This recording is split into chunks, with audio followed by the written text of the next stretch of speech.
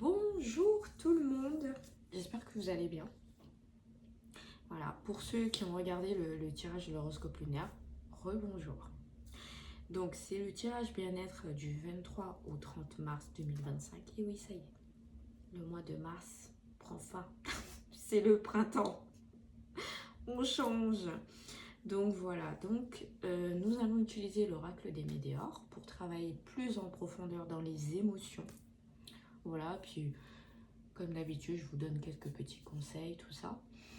On aura l'oracle des mudras, voilà, pour savoir, pour coordonner les mudras ensuite avec la méditation adaptée. Nous aurons les pierres, bien sûr, par chakra, les thés, l'huile, voilà, tous nos petits rituels pour pouvoir profiter de cette semaine avec le soleil, on espère. Bon, les températures, ils ont un peu changé, mais bon, quand même. Donc voilà, et bien sûr, je vous le rappelle à chaque fois, avant de faire vos tirages, toujours avoir de la tourmaline, ici. Voilà, une sélénite, c'est parfait. Ne portez pas que des pierres de protection, il faut mélanger.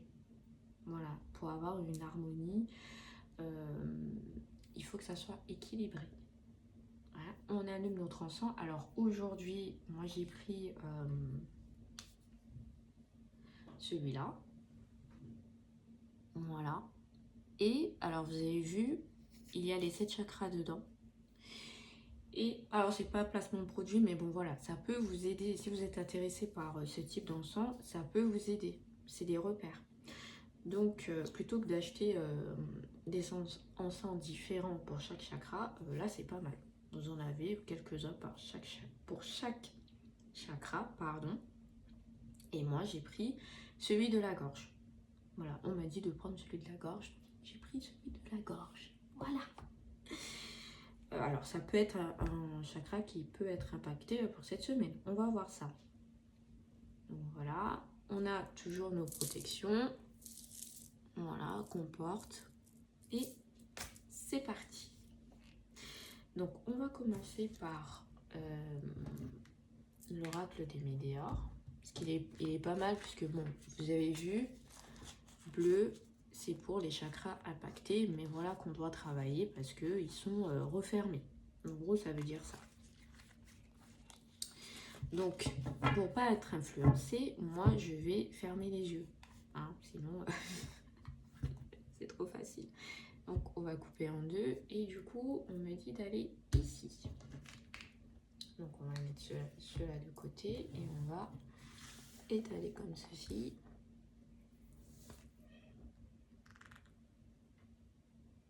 Alors, je ferme les yeux.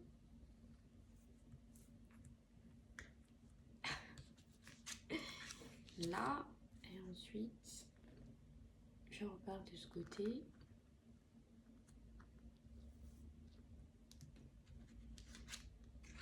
Ouais, on va en prendre 3, c'est ça? Allez, je me laisse guider. Et ici. Oh bah, comme par hasard. On va voir qu'est-ce qui va être impacté. Donc, on continue notre petit jeu. Et on va voir si, au niveau des mudras, si ça va s'assembler. Si ça va avec. Allez. Hop. Ici. Et là. Oh, ça va vite là. Hop, on met de côté. Voilà. Là, je regarde si vous voyez bien quand même. Et voilà. On laisse comme ceci.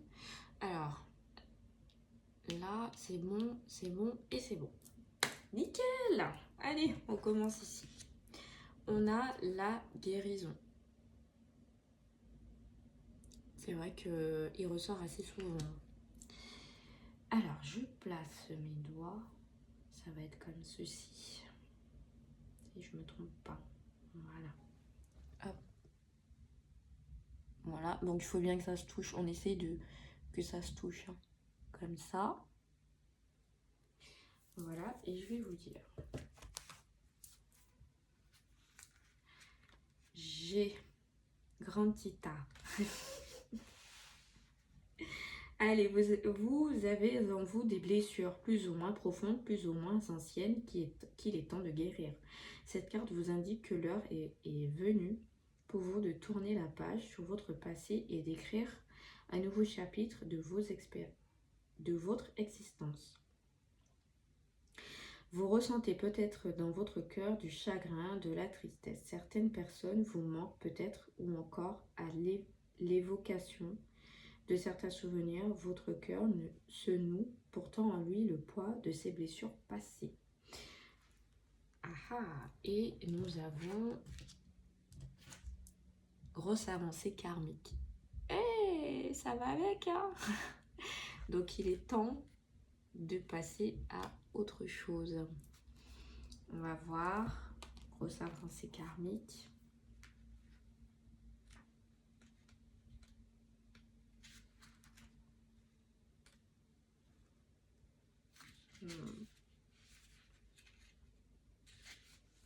Cette carte vous indique que après une douleur, épreuve de longs efforts, vous venez d'intégrer et de libérer une clé d'évolution importante. Les schémas répétitifs ne se reproduiront plus. Vous êtes libéré d'une partie de votre karma. Ah, c'est trop fort. Trop bien. Donc, on vous dit, il est temps de passer à autre chose. Vous avez de l'aide. Vous pouvez aller de l'avant, donc c'est bien. Gardez ce cap. Ensuite, on va aller ici. Et on va avoir la créativité. Oh, cool. C'est bien ça. Et alors, du coup, ça va être comme ça. Hop.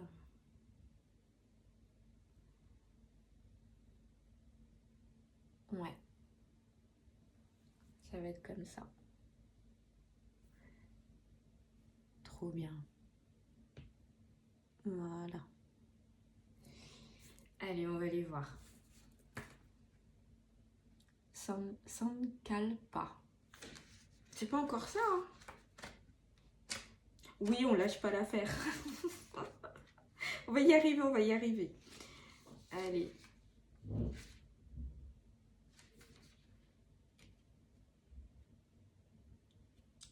Oui, c'est vrai que ça y ressemble. Allez, le Sankalpa représente une intention positive, un souhait, un désir. Il s'agit d'une affirmation positive, simple, courte et claire. Avec cette carte, vous êtes invité à adopter une vision plus positive de votre quotidien, mais également à utiliser le pouvoir de la visualisation pour créer une vie plus épanouissante et riche de sens. Donc voilà, si vous avez des idées, ou même si vous avez des emplois qui sont plus dans la créativité, même chez vous, il y en a qui ont des hobbies, des passions, voilà, c'est le moment d'allier le processus de guérison avec votre créativité. Ça vous fera du bien. Et on a, ben voilà, rupture. On va aller voir ce que ça veut dire.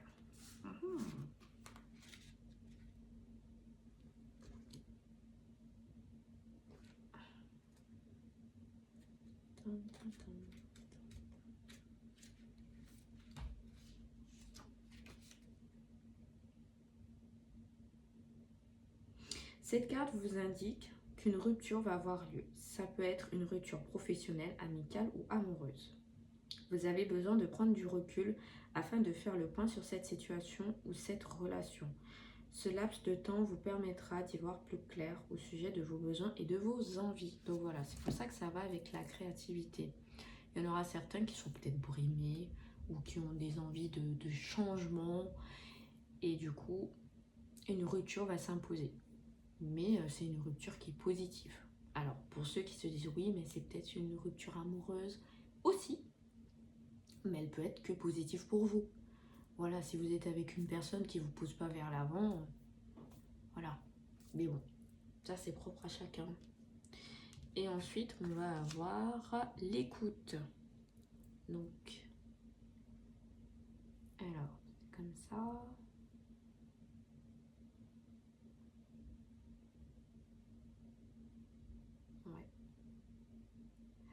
Il n'est pas facile à faire.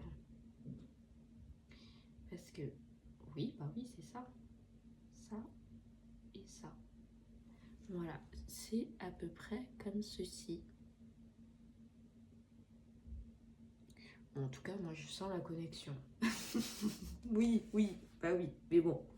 Voilà, en tout cas, c'est comme ça qu'on doit mettre à peu près les doigts. Moi, je la ressens. Donc, ensuite, les côtes, Ramara. Ah oui, mais il y en a qui doivent être plus doués que moi, qui doivent arriver mieux à faire. En tout cas, si vous avez compris le fonctionnement, c'est déjà mieux. C'est déjà bien. Écoutez-vous tel qu'est le message à retenir de votre carte.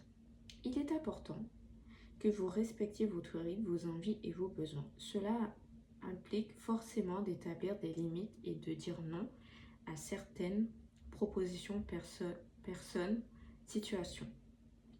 Apprenez à créer plus d'équilibre dans votre vie en veillant à mieux vous écouter chaque jour. Ah oui, c'est vrai que c'est important, mais ça va aussi avec la créativité, hein, la guérison, tout ça. C'est vrai que ça relie les trois. Et en fait, nous avons vie antérieure. Alors, sachant que cette carte, elle nous dit de travailler là-dessus parce que c'est un point négatif. Allez, on va aller voir ce qu'elle nous dit exactement.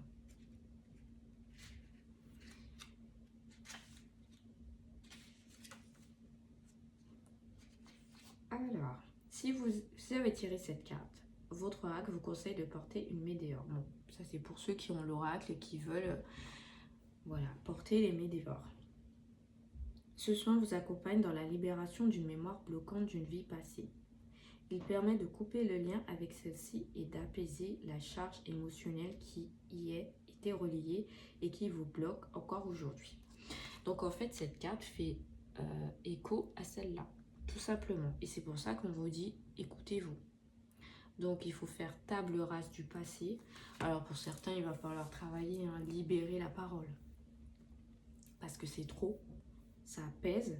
Et ensuite, quand vous aurez libéré cette parole, voilà, ça sera plus facile pour vous pour la guérison, ensuite pour la créativité, l'écoute, et puis vous allez retrouver une certaine confiance en vous. Alors, il y en aura certains qui vont dire oui, mais c'est peut-être lié à votre vie antérieure, peut-être, mais il faut déjà savoir si vous êtes à votre première ou votre deuxième incarnation. Voilà, donc je ne vais pas plus rentrer dans le sujet, mais voilà, il y en a certains qui ont fait des choses dans leur passé, avant d'être incarné, et peut-être que ça revient.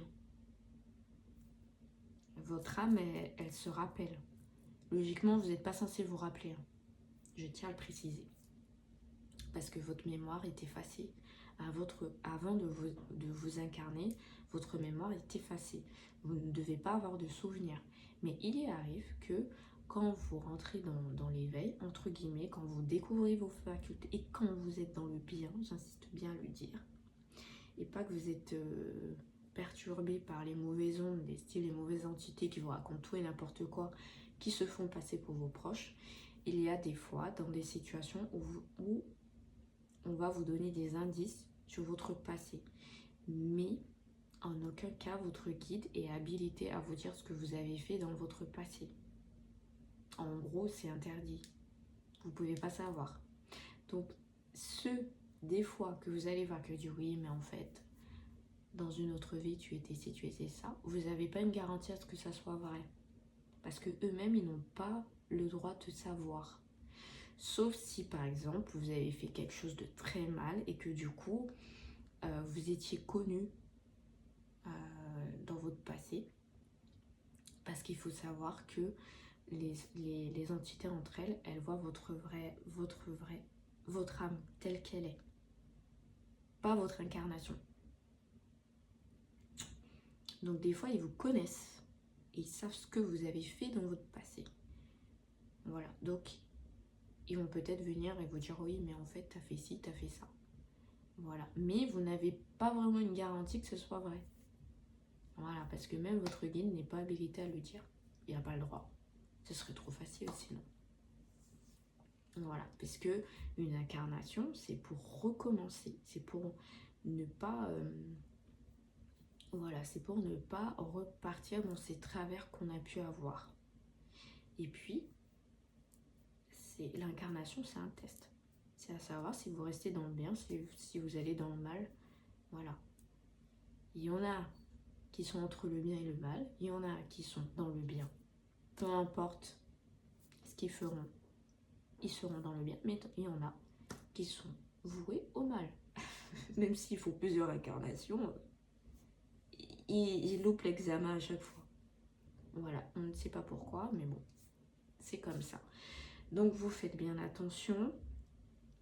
Quand vous allez voir certains et qu'ils vous disent des choses, vous n'avez pas une garantie que ce soit vrai.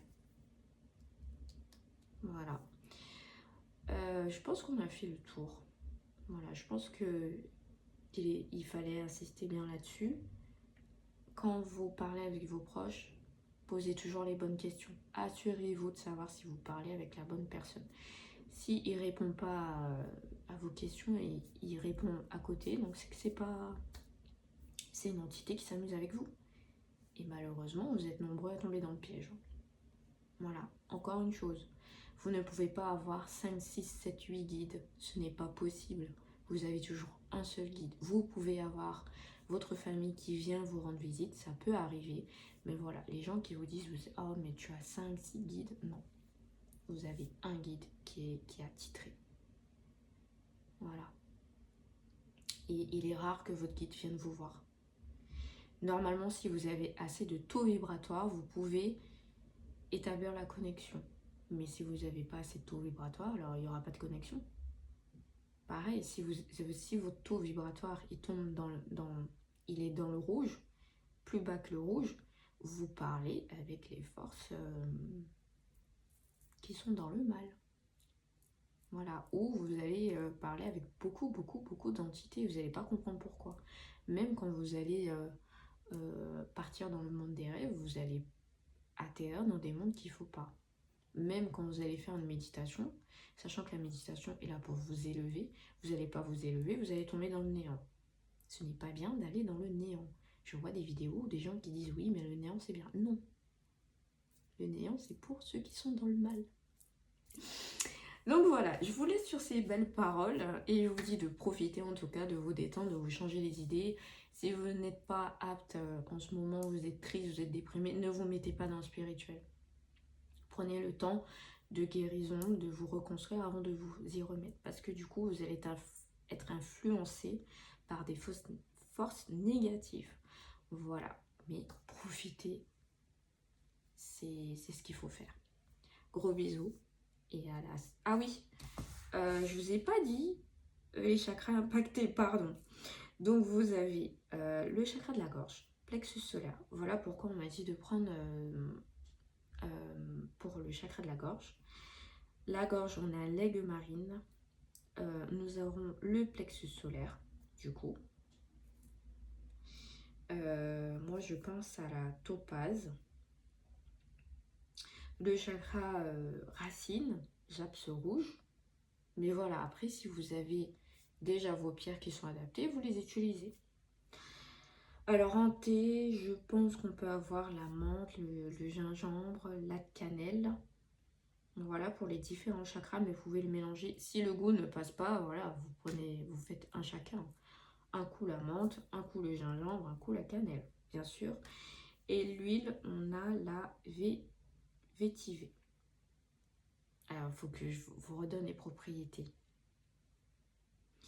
de cette plante. Ça me vient comme ça, mais il faut que je vous redonne ses propriétés. Et ensuite, je vous donnerai la méditation de la semaine. Pour la méditation, vous combinez avec les mudras, vous essayez de faire 5 minutes au début, 15, 20, 25. Voilà, c'est l'idéal pour que ça s'actionne correctement et que votre chakra circule correctement. Voilà, là, je pense qu'on a tout dit.